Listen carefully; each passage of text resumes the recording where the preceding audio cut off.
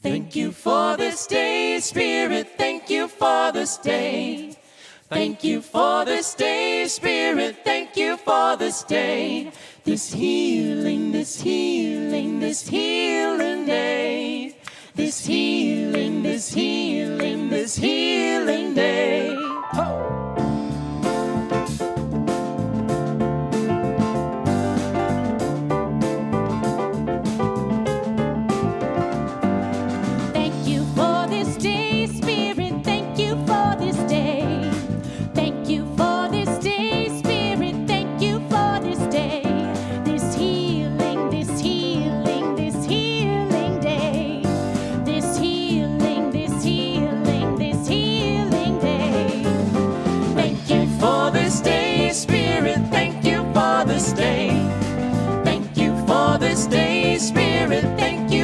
This day, this beautiful, this beautiful, this beautiful day.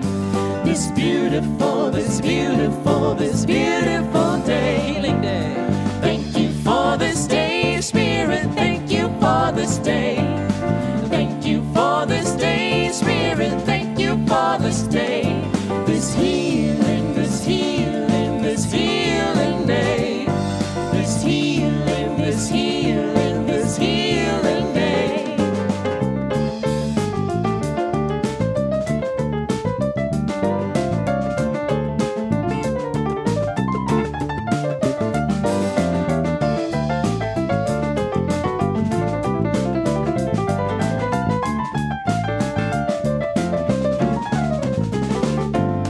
Thank you for this day, Spirit, thank you for this day. Thank you for this day, Spirit, thank you for this day. This healing, this healing, this healing day. This healing, this healing, this healing day.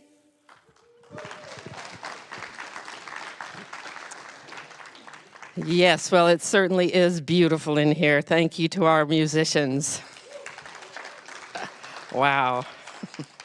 Well, good morning.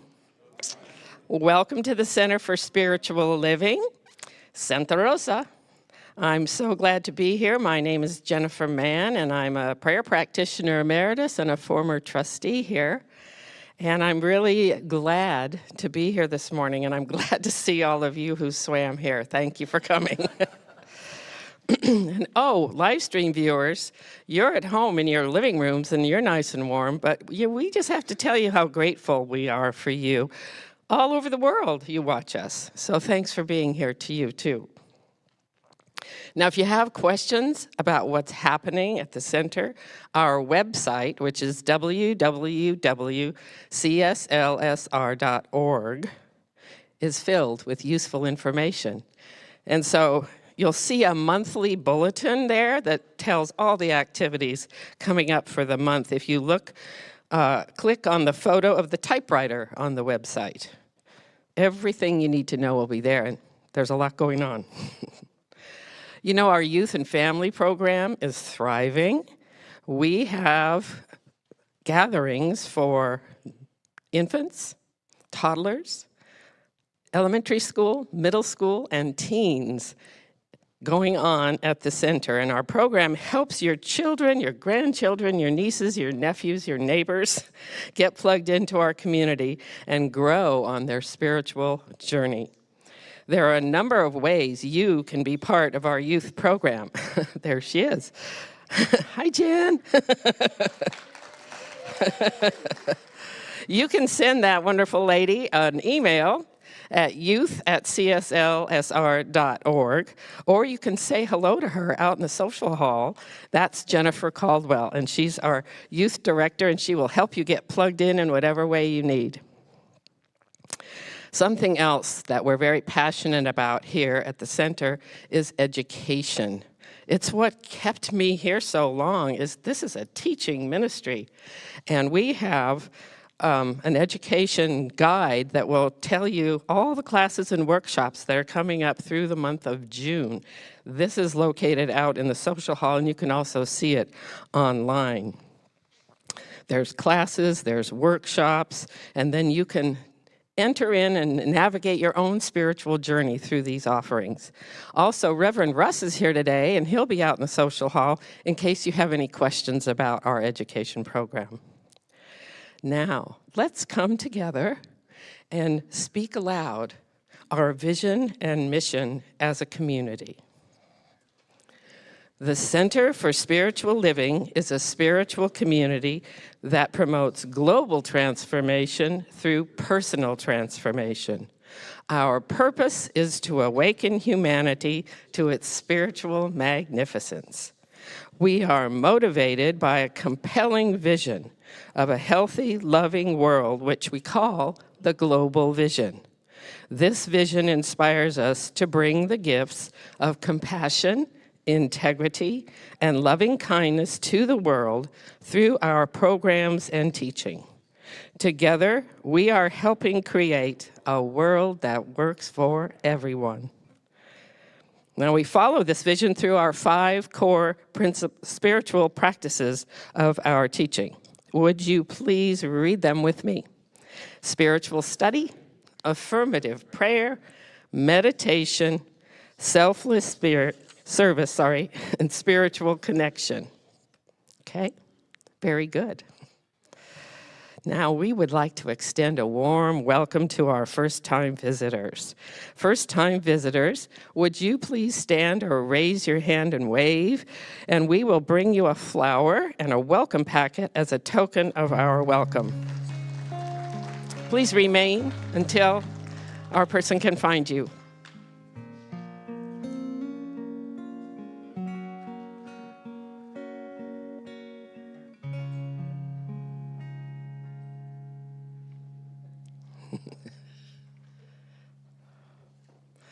Oh, and live streamers, if you are watching for the very first time at home, would you let us know that you're here in the chat? Because we're very grateful to have you here. Now, I know that somewhere between the music, the meditation, the prayer, the practices, and Dr. Edwards' message today is exactly what you need to experience for the next step of your spiritual unfoldment. Just know this. You are welcome here. Now, please enjoy some more beautiful music before our short time of silent contemplation and prayer.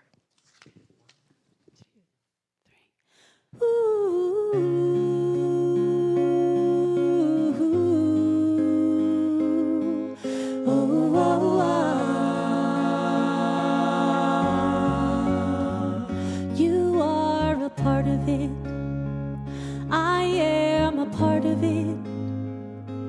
Magic happens everywhere. Take a breath, you'll find it there. You are a part of it. I am a part of it. Magic happens everywhere. Take a breath, take a breath. Revolving tide, creating life. You are the one, I am the one. Evolving mind, healing life. You are the one, we are one. Ooh.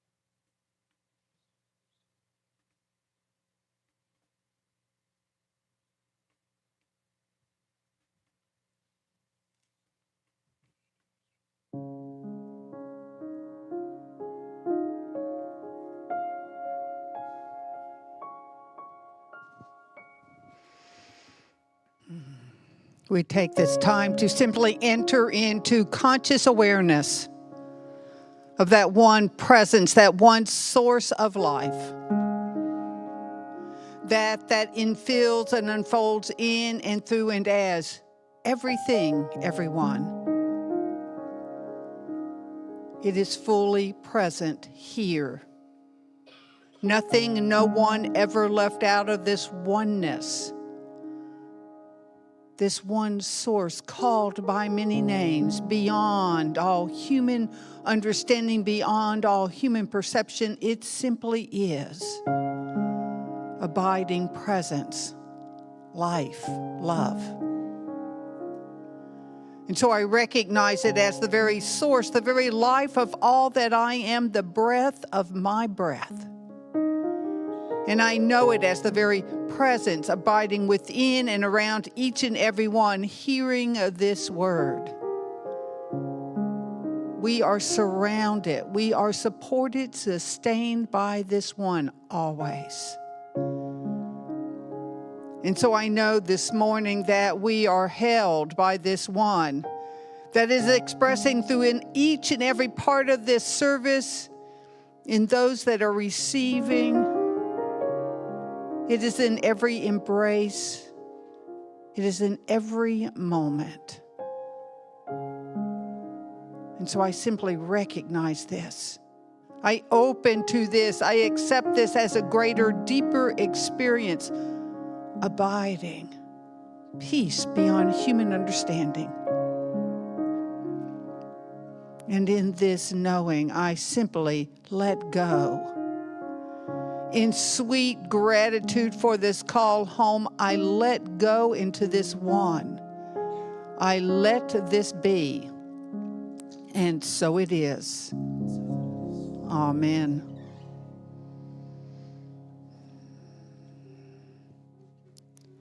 Good morning. I'm Ruth Barnhart, a minister here at the center. Please join me in reading this morning's affirmation. I expand beyond my comfort zone and trust the goodness of the universe to support me. And so it is. Ready? 2, 3, 4. I'm taking action.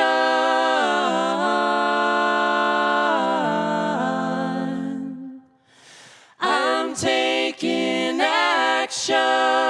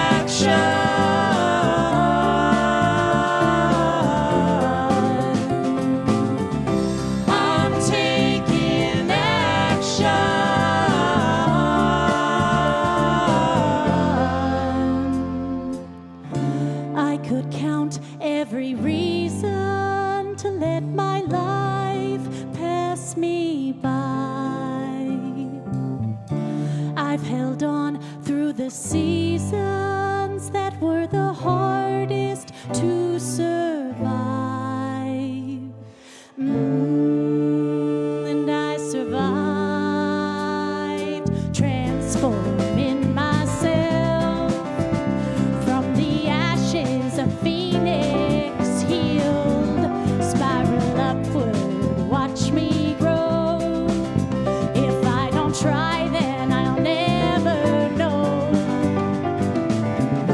Fully driven by my passion,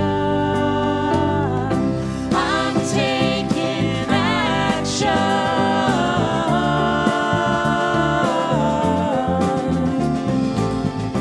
I'm taking action.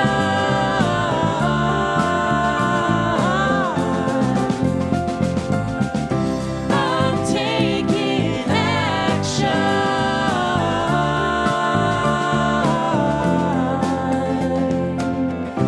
I'm taking action.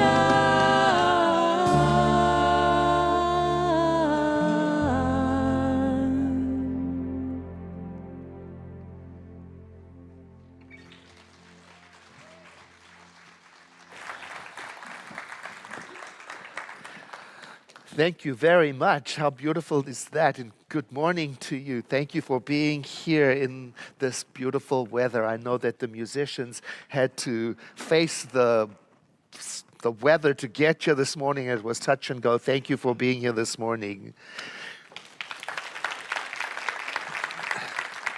And the song we just heard, I'm Taking Action, reminds me about the stories of heroes such as Harriet Tubman, who we will learn about a little bit today. And it reminds me of how it can be in life sometimes when we set our minds to something, whether that is, I want to experience freedom, or I want to experience a loving relationship, or I want to be more spiritual in the world, or I want to be healthier in my life, or I want to be more inclusive. Whatever it is, once the seed is planted, if there are obstacles between where we are and where we want to be, then we're going to have to develop the courage and resilience to face them. Indeed, it seems to me, at least, as if life brings those obstacles to our attention in the form of everything that is unlike whatever it is we wish to experience. And then it is as if life creates in us this uncomfortable hunger that must be satisfied. Now, before I share some of Harriet Tubman's story, and before I talk about that process of moving through obstacles and the discomforts of life toward our dreams, I want to acknowledge that February is Black History Month. And that is a time for us to honor individuals who have sacrificed, and sometimes with their lives, in order to advance the causes of justice and equity and equality and so on. And while Black History Month most certainly should be a celebration of the life of those accomplished heroes and role models such as Dr. Martin Luther King Jr. or Sojourner Truth or Harriet Tubman or Ralph Bunche or Bayard Rustin, just to name some of them, I also want to acknowledge that there are many unsung heroes, including grandmothers and grandfathers and people who held no public office and who didn't run large organizations and who were never in the news, but who paved the way for the United States of America so that our vision of a land of freedom without prejudice, without fear, and with the promise that anyone could become whatever they wished to be, could indeed become more and more accessible to people regardless of their race. So I invite you as we go through today to call to mind, take a moment to bring into your mind the ordinary heroes in your life who stood as role models particularly for freedom and inclusion and equity and diversity. Now, these are important values for our spiritual community and for our nation, freedom and equality in particular. And freedom and equality have not always been the reality for people of African descent in our nation. And I think one of the milestones of success that will show that we've made significant progress towards more equality for more people would be, for example, if Black history no longer needed a single month. Because the texts and stories and examples from Black authors and teachers and speakers would be incorporated throughout everything. And another would be, for example, if we're to integrate not only the excellence of well-known Black American leaders in February, but also to call upon the stories and teachers of Black people and voices from around the world. But the uncomfortable reality is that we are not there yet. So we continue to tell and retell the stories of our role models until their lessons and examples can be normalized and accepted and integrated into us as individuals and as a nation. Such as the story of a remarkable woman named Harriet Tubman.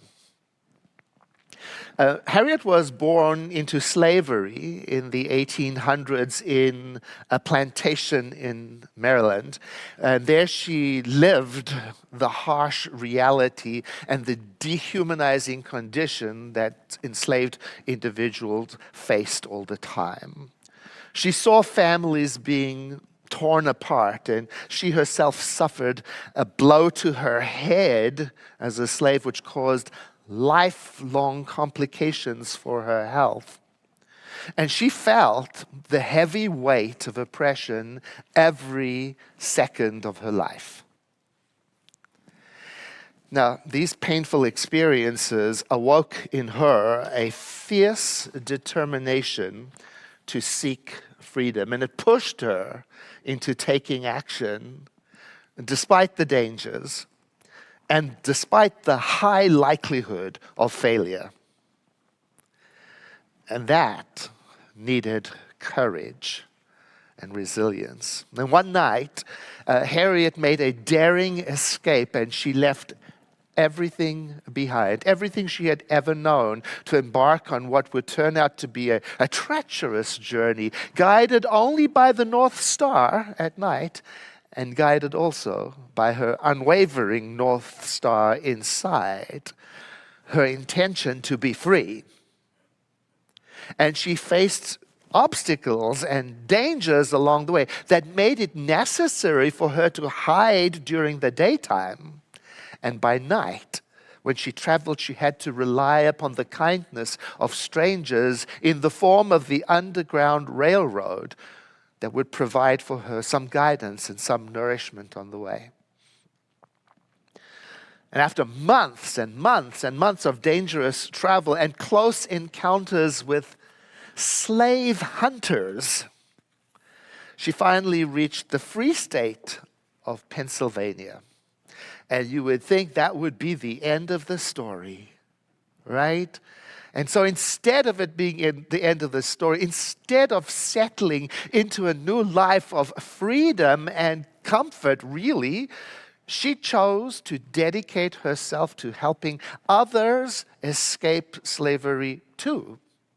And Harriet became what is known as a conductor, a fearless conductor on the same Underground Railroad that had helped her escape. She went back for others. She had a hunger in her to lead other people to freedom. And the stories of the struggles and the situations of the people she helped fueled her. It was like food for her fueled her resolve to continue on her mission. Now, Harriet's story is an example of challenging situations giving birth to action, giving birth to strength and courage, giving birth to that move to face and move through and around blocks and obstacles to whatever the desired outcome may be. Now, think of obstacles and blocks for a moment. They may be real, such as those Harriet faced, or there are those blocks that are in our own minds.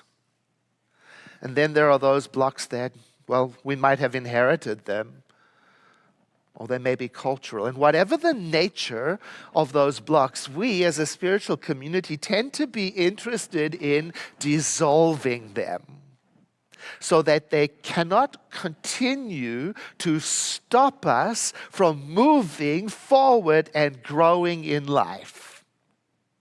It's one of the things that we're interested in, removing the blocks to thriving. Now, I've come to understand that life has a way of helping us identify those blocks. And this is how I think it works. When we put our mind to something aspirational, higher, when we have an intention or a vision for some good in our life, then it seems to be that life creates in us such a hunger for the good that we may want, a hunger that leads us directly and exactly to whatever must be dealt with to experience our good. Now, when those blocks are in our own mind, they become the road signs for what we must work on. Then we may have to face the awareness. Oh, I can't have inclusion in the world while I continue to exclude. Oh, it's uncomfortable claiming that I am a spiritual being when I do not apply spirituality to certain areas of my life. Oh, I can't say I stand for equality, but I refuse to have conversations with people who report that they are not experiencing equality. Oh, you see, my mind, just like your mind, my mind is a part of a creative field, a force.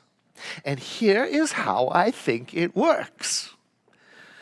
When I think about dissolving a block that is keeping me stuck in life, or when I set my mind to achieving some good, again, it is as if life gets working, starts to work through me to create that hunger for that thing, and that hunger brings into my awareness, again, everything that prevents me from attaining that goal.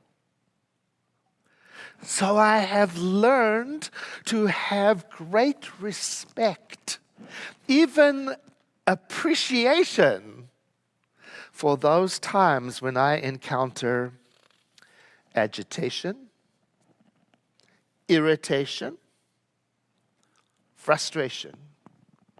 And I've started to learn to, I try to tell myself this. Something is being brought to my attention by the power of the creative mind within me, and my work now is to face it and move through it or around it rather than push against it. In other words, I am to try to look for the path forward and take a courageous step toward it, guided by the North Star of my own intention.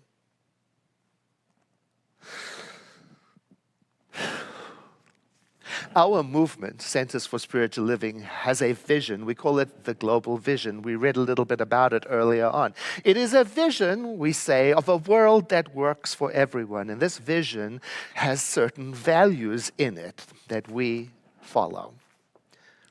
I often wonder, what we thought might happen when, as a movement, we said, we stand for diversity and inclusion. When we said, we value inclusivity. When we said, we stand for personal transformation for the purpose of lifting up the world to its spiritual magnificence. When we said, we value love, compassion, caring. These are some of the values in our global vision of our movement. What did we think would happen when we said yes to these? Surely we must have known that life would start getting to work in us and create in us such a hunger that would feel like frustration. Because whatever is blocking us from attaining that vision will continue to disturb us until we have the courage and resilience to take action, to dissolve the blocks. That's what I think is happening in us and in the world. I used to have a t-shirt and it had the words on it, the phrase, "Don't make me hangry."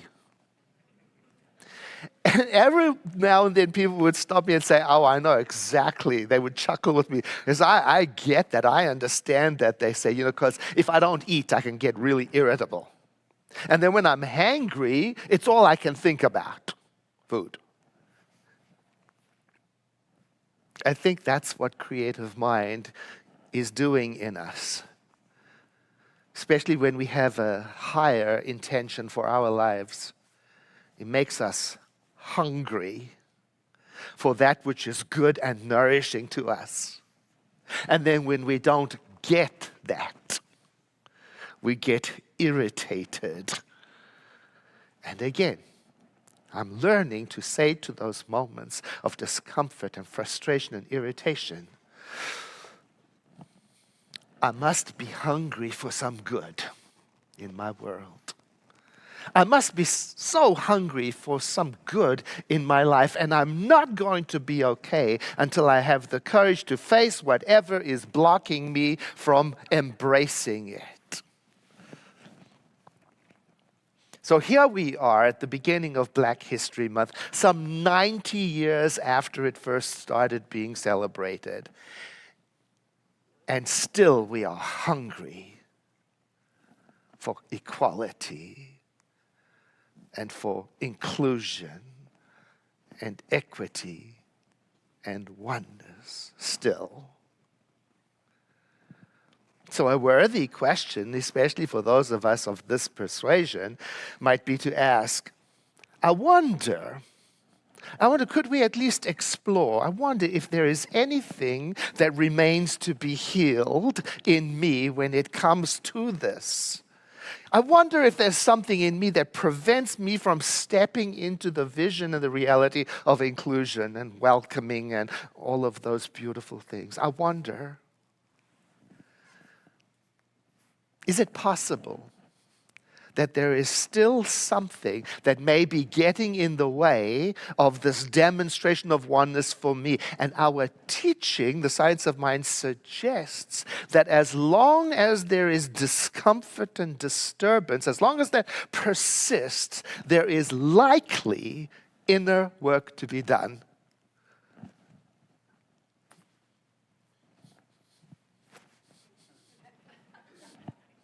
To be honest, it's not always easy to figure out what blocks I may have left inside of me, to tell the truth. It's easier to see it in other people. So I have learned a powerful spiritual practice that is quite accessible to use when I'm not certain what is blocking me. Because I may be aware of the frustration, I may be aware of the discomfort, the hunger, but not yet clear on what is causing it. And so the practice is for me to say to myself, either silently or out loud, a phrase, a sentence that announces, that declares to myself that yes, I am willing to let go of whatever the block might be. It's in the style of using affirmations or repeating affirmative prayers. And here, for example, is what I might say to myself. And I would do it first thing in the morning, or sometimes I even write it down on a card I can carry around with me throughout the day and repeat it. Today, I give up any attitude that stands in the way of inclusion. I release all people, places, and things from my expectations. I allow creation to be what it is, and I open myself to see the path forward. And then I can do that with any quality that I'm seeking to get closer into me. Equality, love. Today I give up any attitude that stands in the way of love. I release all people, places, and things from my expectations. I allow creation to be what it is, and I open myself to see the path forward. Or I could do it with peace. Today I give up any attitude that stands in the way of peace. I release all people, places, and things from my expectations. I allow creation to be what it is, and I open myself to see the path forward. And in that way, I set myself on a path of paying attention to the cues and clues of life. Now, a message for all of you who have been practicing for a very, very long time in this tradition. If you have been contemplating oneness for a very long time, and if you've been saying, yes, I value inclusivity and compassion, then I've got something to say to you. Thanks a lot. This hunger is your doing, and I'm grateful for it. Just as a plant grows toward the sun, your thoughts, your soul has been drawing upon the power of transformation, and now we are hungrier, and we won't be happy until unity and oneness is served up. That's on you. And I want to close with some poetry from another Black history role model, Howard Thurman. Now, he was an ordained Baptist minister, and he visited Mahatma Gandhi, who at the time was dealing with the British occupational forces, and he was leading a nonviolent struggle of independence from the occupying force. And he would come back to America and bring with him the teaching of ahimsa, nonviolence, and he would bring it alive in his own words, in his own way, inside of his own Christian tradition. And he would explain how the negative forces of fear and violence sort of backfire on the ones using it and block forward motion and evolution. He wrote this beautiful poem. Now keep in mind, it is written in the literary convention of the time, and it's gender specific. I typically like to make the readings gender inclusive, but this is his piece, and I'm going to read it as it is. There is a sense of wholeness at the core of a man that must abound in all he does, that marks with reverence his every step, that has its sway when all else fails, that wearies out all evil things, that warms the depth of frozen fears, making friend of foe, making love of hate, and lasts beyond the living and the dead, beyond the goal of peace that ends war. This man seeks through all his years to be complete and of one piece within and without. Beautiful. I invite you to take a moment with me to breathe in and to exhale as we enter into a moment of spiritual practice, of releasing attitudes of minds that may be blocking our forward motion. Tagging on to the energy and idea of the opening prayer then, I speak these words in the first person, and I invite you to identify with those that feel relevant to you. Today, I give up the idea of surviving and replace it in my heart with the idea of thriving. I shake loose and set myself free from any past conditioning so that I may realize that I am in this moment vibrant, alive, and dynamic. Today, I give up the idea that my way is the only way.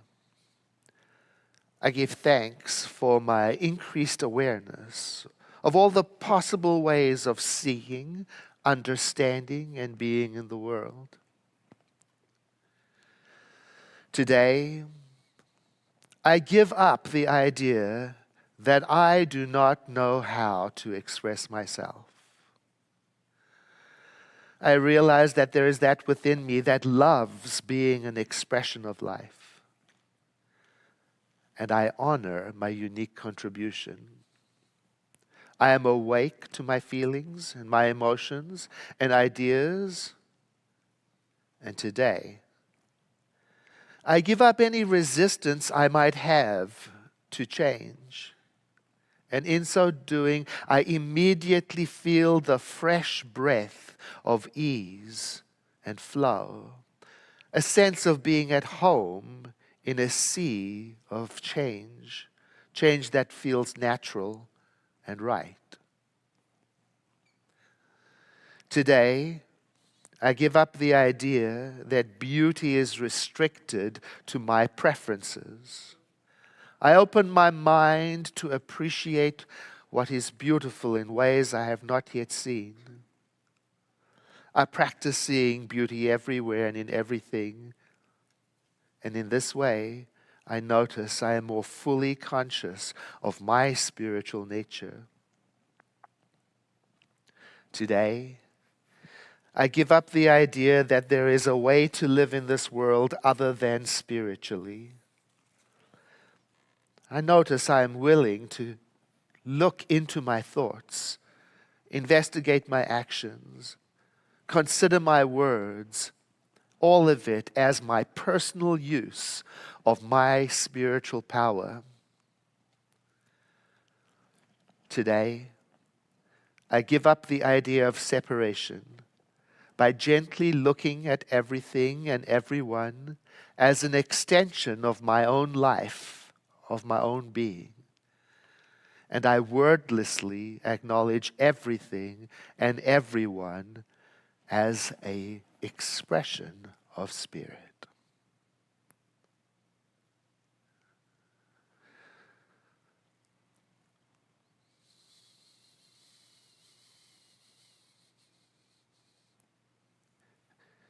And to bring this practice to a close, I invite you to take a deep breath in, followed by a sigh. And then let us seal the practice by saying together our formula, and so it is. And once again, a breath in, followed by a sigh, as we make the transition to that part of our service where we practice the law of circulation.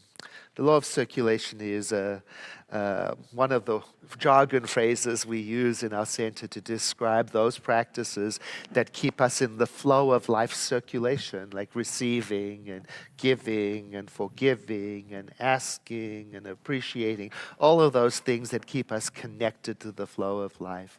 In the service, we are practicing the giving part. But before we give, I invite you to think about all the ways that you receive from being in the company of like-minded spiritual seekers, from being in this warm environment, in the place of beautiful music, and to think also of all the ways that you contribute that are not material ways. For example, being here is a terrific contribution, creating an energy of community. Whenever you think of or speak favorably of our center, it's a boost for all of us. Your prayers, they matter. The volunteering that is done by so many people, without it, we cannot be. All of these things help us to be in circulation, and none of them is more important than the other. So I thank you for whatever part you play. There is a significant value to having a center in Sonoma County like this, and we pay for it by our own free gifts, and I thank you for that. That does not escape me, how beautiful and powerful that is. So thank you for your financial gift too. There are ways on our website that describes how you can contribute online, CSLSR.org, and of course we also have our text to give, which we have handouts at the information table where you can pick those up and take them home if you'd like to experiment with texting your gift in. It's kind of fun. I ask the ushers to stand now, and won't you, as you prepare your gift, say after me, I bless this gift. I send it forth to heal and prosper. It does amazing work in the world. And so it is. Ushers, please receive the gift.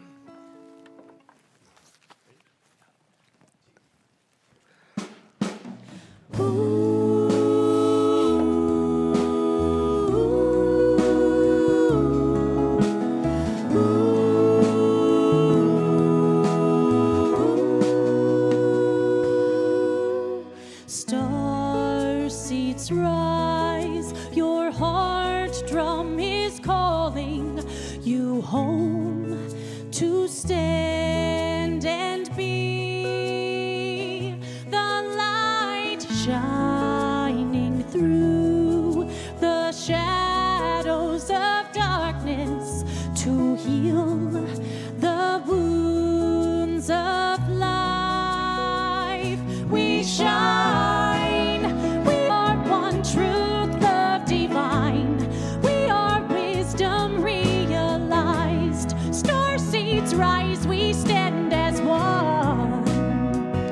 We stand, we are one breath burning bright.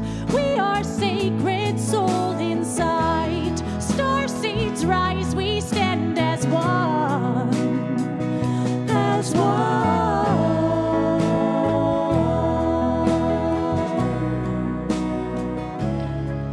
Transcendent truth, your heart's constellation, a symphony of light,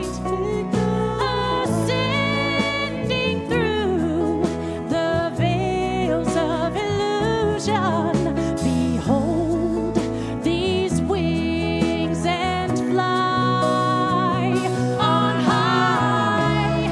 We are one truth, love divine.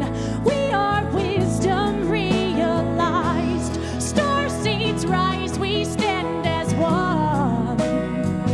We stand, we are one breath burning bright. We are sacred soul inside. Star seeds rise, we stand as one.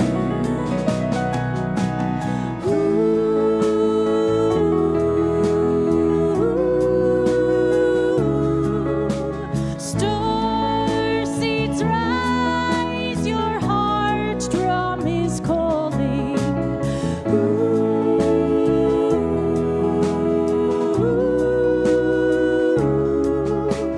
Star seeds rise, your heart's drum is calling.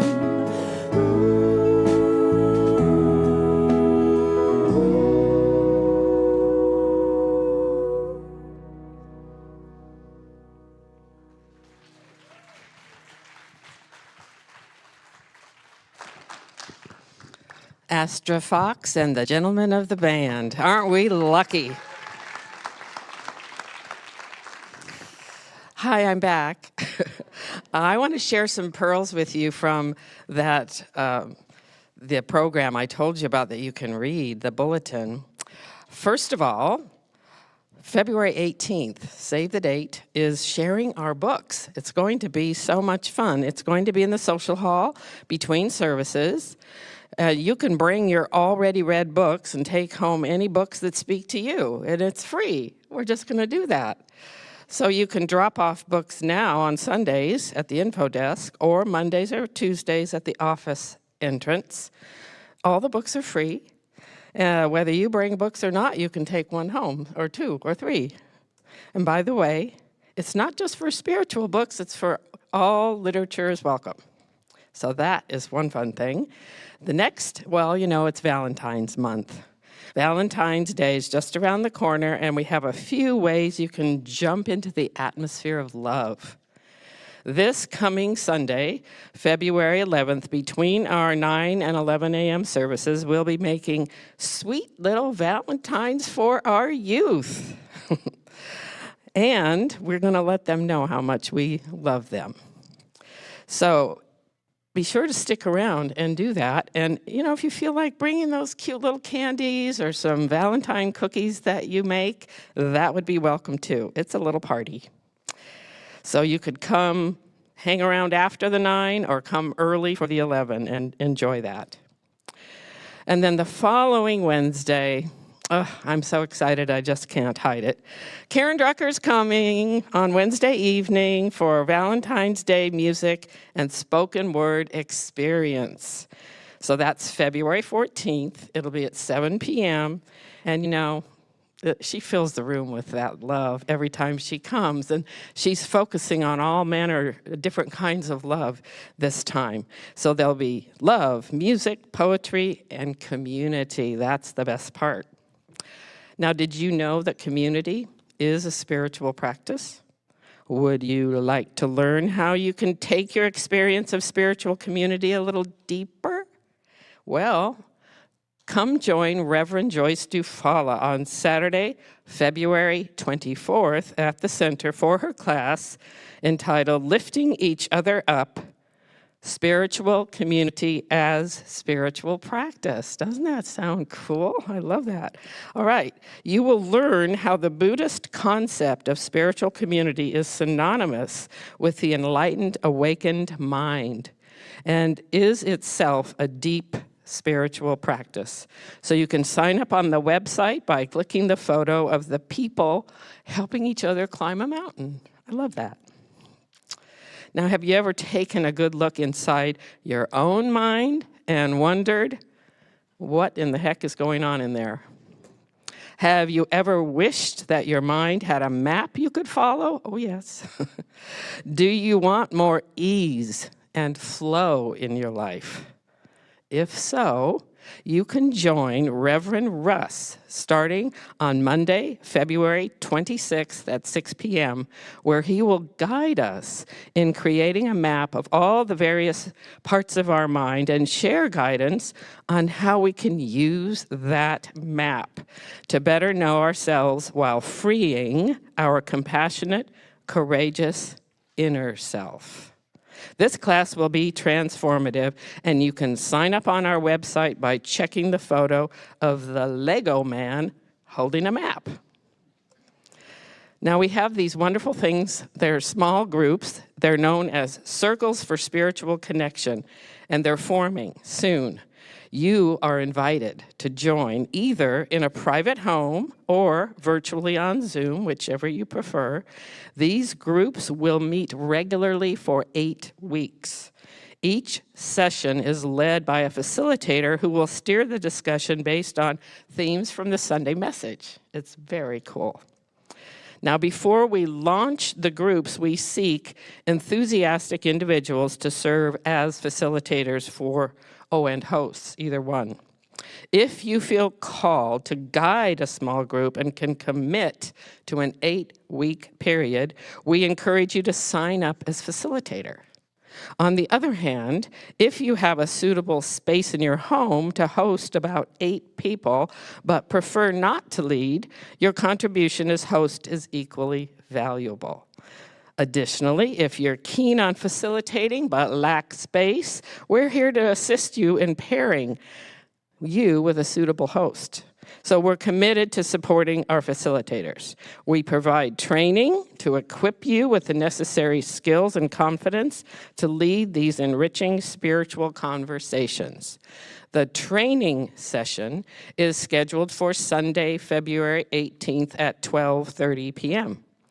Please let us know as soon as you can if you're interested in facilitating or hosting, and we will add you to the upcoming training. Simply fill out the information in the form on our website by clicking the photo of the rippling water. Also, Reverend Russ is out in the social hall after service, and you can ask him questions about all of this. Now, we're going to close with two special videos. The first is from a dear friend and revered friend, Dr. Georgia Prescott, who will be coming here next Sunday to speak and offer a workshop. We launched her from Santa Rosa, by the way, and she's amazing. And the second one is from our February nonprofit partner, which is TLC Child and Family Services. Now, be sure their representatives are here. There's Hector, Jacqueline, and Juan, and they'll be out in the social hall, so you can say hello to them after service. You have a great week, and enjoy these videos. Hi, this is Reverend Dr. Georgia Prescott. I'm so excited to be coming back to Santa Rosa, my old stomping grounds, where my spiritual journey began many, many years ago, to share a message with you on February 11th. And the theme for the day couldn't be more perfect for me. It's where comfort ends, transformation begins. And you know, I have made a strategy, a successful strategy, out of creating enough calamity in my life so that transformation has to begin at some point. I actually have a master's degree in calamity, so my discomfort has created a lot of transformation in my life. I got sober because of my discomfort. I've been able to move in many different directions simply because I had to, because I created so much trouble in my life. So I'm happy to share this message. I'm going to be using one of the essays of our founder, Ernest Holmes, for the basis of my work on that Sunday, and I hope to see you there. And for those of you who are over 50, who would like to come to my workshop, just say no, hell no to graceful aging. I invite you to consider being there from 1 to 3 for that as well. We'll have a lot of fun. We'll explore not external ageism, but internal ageism. How much have we bought into around this issue of older people are done in life? You're not done. All right, I hope to see you there. When I think of TLC, I think of support. When I think of TLC, I think of just letting a deep breath go.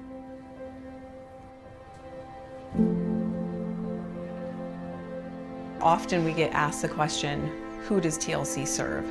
And the reality is it's a really difficult question to answer because the beauty of TLC is we serve the continuum of care.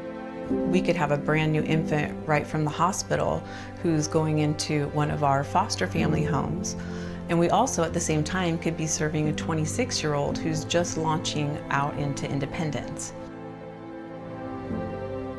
I was living on my own through either a homeless shelter or at multiple different foster homes. I had been in 8 different homes while going to high school. I jumped from residential centers and group homes, and I would just be on the run for most of the time. I didn't have consistent homes, consistent schools. Nothing was consistent in my life. I was living in parks, sleeping under bridges. I didn't have many supportive people in my life, I guess, at that time. This is a team of people, and they're here to help you with any needs that you might have. We're not going anywhere, which is really important for their stability. Now I have a sense of consistency and I have the ability to grow emotionally, especially. I was learning how to be nice to myself, and that you don't have to be surrounded by negativity.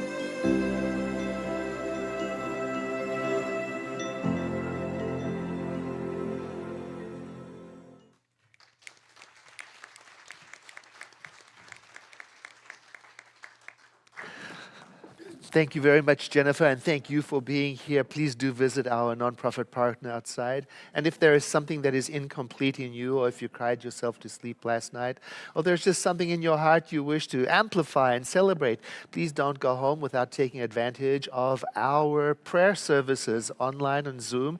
Go to our website and you'll find the link for the Zoom room where private rooms will be available for you to meet with a prayer practitioner, or right here in person, go to the back of the sanctuary where the host is waiting there to connect you with an in-person, one-on-one prayer practitioner who will listen to you and then custom make a spiritual mind treatment, means an affirmative prayer especially for you.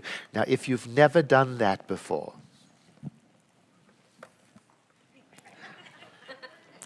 won't you please stand saying something wonderful is happening through me right now. It is this thing called life. Life is in my mind, life is in my body, and life is in my affairs. I think it, I feel it, and I accept it. Just the way that it is, and just the way that it is not. Thank you, life. Know with me that you are never alone, that Spirit is right where you are, that you have only to look within at any moment to know that you're guided, sustained, and empowered by a presence that expresses itself as you in this world. In deepest gratitude, let us live our lives accordingly so that in everything that we do and say and think, we honor this presence within. And so it is. Thank you for being here. See you again soon. Let's close in song. I release and I let go. I let the Spirit run